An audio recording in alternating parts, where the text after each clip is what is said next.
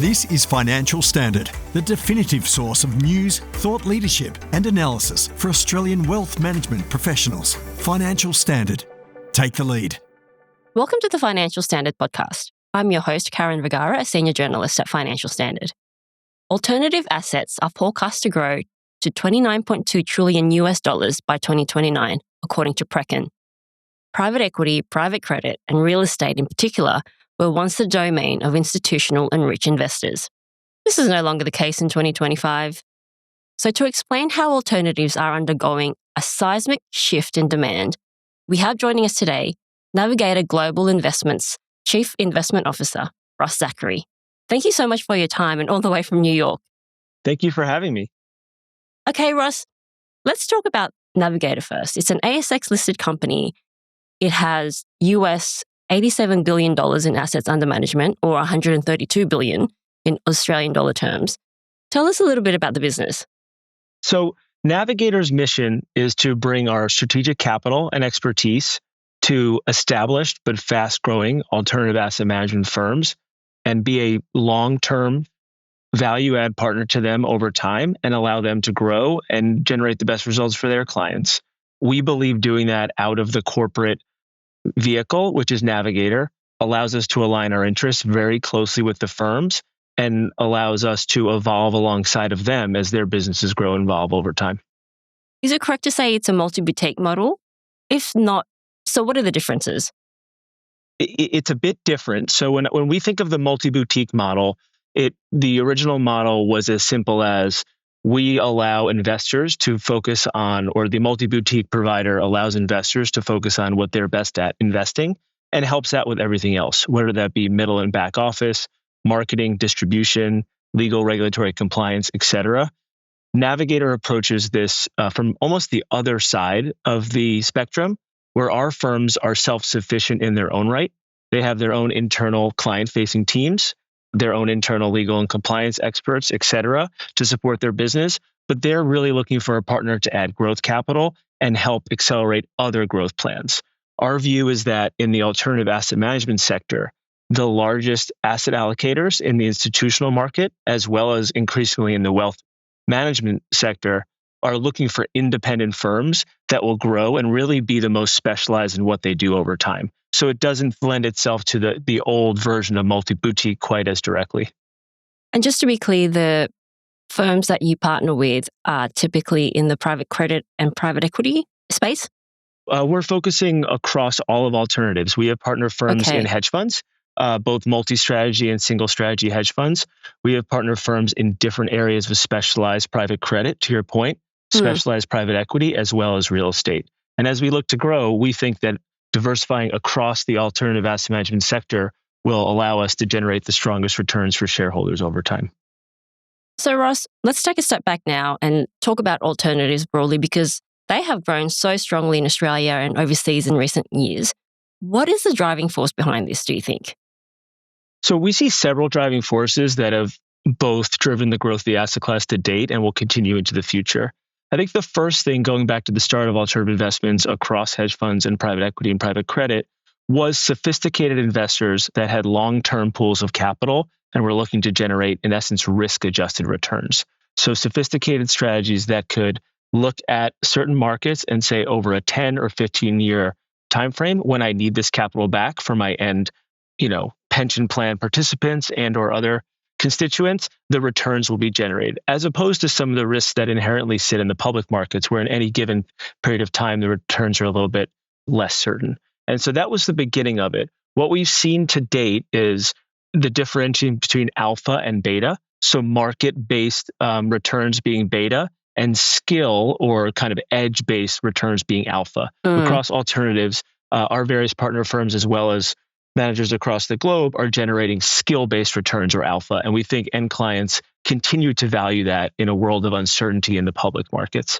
And then the other driving force over time has really been both demographic and regulatory changes. On the regulatory side, as the banking crisis hit the world in 2008, a lot of lending activity and other things which happened in the banking system moved outside of the banking system into the private sphere. And that's created a big opportunity set in alternatives. both for firms to bring their expertise and add value, but also for investors to access what were some really attractive fee streams and other things that banks were doing for a long period of time. And also some market structure changes. You're seeing public companies by number count shrink materially over size, given the compliance and transparency in the public sphere, and the number of private companies in the economy globally exploding. And so you need capital to fuel those companies' growth, fuel innovation and other things. And so private equity and private credit are really capitalizing on that opportunity set. So it comes from both the supply and demand side, but we think that's going to continue to grow materially over time. Yeah, we're seeing all those forces play out in Australia, particularly about the public markets. Not a lot of, like the ASX, for example, we're not seeing a lot of listings. It's quite dead. And yeah, a lot of regulatory forces are in play at the moment, with banks stepping back from traditional lending, I guess. In the alternative space, it almost has a language of its own, doesn't it? So let's say, for example, in private equity, there's this term called GP staking. Can you explain what that is? Because I think it came from originally a term that came from US investment banking. Sure. So GP staking, which is part of what Navigator does, is really a sub-strategy that's developed in private equity, where long-term locked-up capital funds, or in some cases permanent capital funds, are in essence providing growth capital and or investing in private alternative asset management firms. So we think of it very much just like growth equity into a technology company or to a services company, but it happens to be in the GP or the general partnership of an asset management firm. If you can take us back, what GP means in the alts universe. Sure. So when you think of a private asset manager, especially in alternatives, the business is organized as a partnership, as it was to the outset of all of these strategies decades and decades ago. And in the partnership, your investors are partners.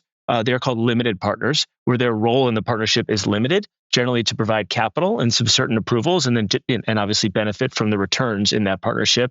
And then the people or the investors who are managing that capital are often form an entity called the general partner, and the general partner is responsible for managing the fund. So when the term GP now, which is heavily used, generally means the business around managing capital. So those entities that were called the GP are responsible for managing the investment management activities. So can you show us some examples of, like, say, how Navigator does some GP staking? Any recent ones lately? Sure. Yeah. So we are super excited about a partnership we formed in March of this year with a US-based healthcare-focused investment firm, which again was looking for a strategic partner. And what we did was we bought what we would think of as a passive strategic minority interest in their GP or their general partner. And by buying 20 to 25% of the firm, we provided growth capital for them to grow and evolve as a partnership. And we align ourselves very closely with the founders of that firm. So in the 5, 10, 20 years to come, we can be as helpful and as strongly aligned with them as possible when they face things like succession planning, new product launches, how to retain and incentivize key talent, how to attack certain market opportunities with their LPs. They now have Navigator and our broad resources alongside of them to be helpful. Let's turn quickly to private credit. What are some trends you're seeing in that space in terms of demand, growth, investors? So private credit is one of the most, I think, commonly used, but probably commonly misunderstood terms in alternatives. The private credit market is extremely broad and diverse. It encompasses non-bank lending, as you referred to earlier, across everything from cash flow lending to businesses, asset-backed lending to businesses, real estate lending, and a lot of other innovative niche types of strategies around royalties and things like that. And you're talking about end markets in the trillions of dollars. So this is a very broad business. What we've seen, again, as the main trend as why this has been a very active space is because a lot of the lending activity that's required in those sectors I just referenced are not happening at the banks. And so you have private pools of capital being established to provide that. And it's a really attractive space because for growing businesses who need capital for acquisition or other reasons, or for real estate developers and real estate businesses who need capital to, revamp a property and or develop a property, or in other cases, just transitions of certain assets, you can generate a really strong risk-adjusted return as a private credit manager if you have the expertise to understand the risks that you're underwriting. We believe that end clients or LPs continue to value the space because it does provide a very significant income level, typically at a spread on top of what's available in the public markets for a slightly more illiquidity premium, so a longer term lock above the capital and some more risk. And in today's world, we think income-based risk-adjusted returns are highly valued by clients. And so that's why you've seen so much growth in that area. We've also seen in Australia a lot of private credit funds listing on the ASX or going public. Is that a trend that you are seeing in the US as well? It is. I mean, in the US, we have public vehicles called business development companies, which I think are similar to the listed vehicles in some respects here, where you raise capital as a permanent capital to then go out and loans. And yes, it's a very, very large market in the US and one that makes a lot of sense from our standpoint. Just a quick sidebar. Hedge funds are not as robust, I guess, in demand or don't make the headlines as much here in Australia. For example, here they're called long-short funds as well. Can you just quickly paint us a picture of how big the hedge fund industry is in the US and the growth and why you find them attractive? The hedge fund industry globally is about $5 trillion of AUM. It was the fastest growing and I would say most heavily invested in sector of alternatives pre the global financial crisis, so pre-2008. Interesting. What we've seen is that, frankly, the returns net of fees in many, many cases disappointed end investors. And in a low, if not zero interest rate environment that we saw for many years following the GFC, there was really no incentives in place to try and seek alpha from hedge funds. That's changed with rates a little bit higher and with market conditions where they are today. We do see people valuing the types of return streams in hedge funds. But I think the reason why it hasn't been as popular was because of the market conditions for about 5-10 years following the global financial crisis. So the question now, Ross, is where to from here? Alternatives are going gangbusters. What is your outlook for alternatives in 2026? So we see continued growth really across alternatives. And the reasons for that are several. The first of which is that the market opportunity remains really robust across all these asset classes. Areas that we're very familiar with in hedge funds are seeing a really attractive opportunity set in terms of market volatility and other things going on in the public markets. As we stated earlier, in private credit, there is a tremendous need for the capital in those funds. And likewise, in private equity, the number of opportunities in the private market economy are massive, and they also need that capital. In addition, we see the adoption of alternatives continuing to widen. So you see wealth management clients continuing to learn more and value the role of alternatives in their portfolio. And we also see several pools of institutional capital globally, whether those be foundations and endowments, insurance companies, and other sovereign pools of capital, really valuing alternatives in an increasing manner and allocating capital in there. So those two forces really will drive growth, and it's an exciting outlook from here. That's interesting. That's very interesting because, as I mentioned, private credit and private equity are the ones that are really dominating at the moment. But yeah, very interesting. And they benefited from the same trend that I mentioned. In low interest rate environment, private credit's quite attractive because it generates a premium yield when yield is not available elsewhere. And private equity is quite attractive because they can generate really strong returns using leverage and other tools when interest rates are low. So you saw the growth of those assets in a low interest rate environment while hedge funds suffered. And I think we're seeing a bit of a rebalancing where there's a lot of opportunity all around right now. Awesome. Thank you so much for your time, Ross. Really appreciate it. And best of luck with your investor days. Thank you. Thanks for listening to this Financial Standard podcast. For more information, visit financialstandard.com.au. Please keep in mind that the information discussed in this podcast is general in nature and does not consider personal circumstances. Reliance should not be placed on any content without further independent financial research and advice.